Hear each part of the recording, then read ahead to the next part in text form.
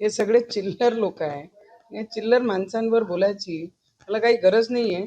पण एक मी सांगू शकते की काँग्रेसनी हिरवे विषारी साप पोसून ठेवलेले आहे म्हणून एवढे वडवड करतात.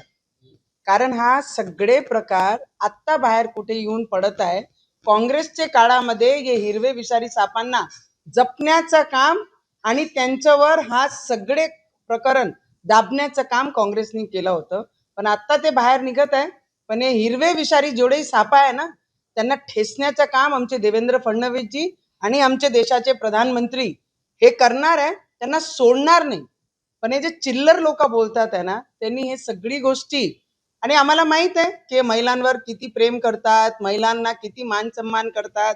आता सगळे पूर्ण देशाने विश्वनी पाहिलेलं आहे महिला आरक्षण बिलावर जेव्हा त्यांचे सपोर्टची गरज होती महिलांना तेव्हा त्यांनी कशा विरोध केला हा पूर्ण जगाने पाहिलेला आहे.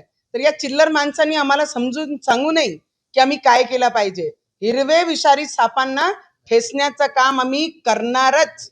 आणि हे चिल्लर जे लोक बोलतात आहे ना त्यांना माझं एवढंच सांगणं आहे की महिलांवर बोलायचे पहिले तुम्ही तुमच्या घरातही पहा की जे हिरवे विषारी सापांना तुम्ही वाचवण्याचे जे काम करत आहे तुमच्या घरी सुद्धा मुली आहे. ते पाहून जरी कोणाचे वर बोलण्याचं काम करा तुम्ही.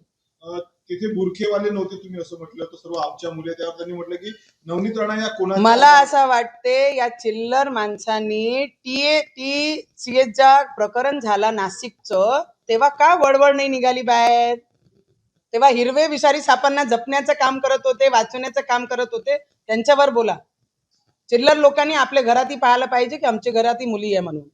5 मोबाईल पोलिसांनी जप्त केलेले होते त्यापैकी अजून खूप सारे विषय भेटणार आहे. लॅपटॉपही अजून बाकी आहे. हार्ड डिस्क जे आहे ते त्यांना भेटलेलं आहे. त्याच्यामध्ये खूप सारा डाटा त्याच्यात भेटणार आहे आणि त्याच्यानंतर जे जे कारवाई जिथे जिथे आवश्यक लागेल तिथे तिथे आमचे पालकमंत्री नक्की करणार आहे.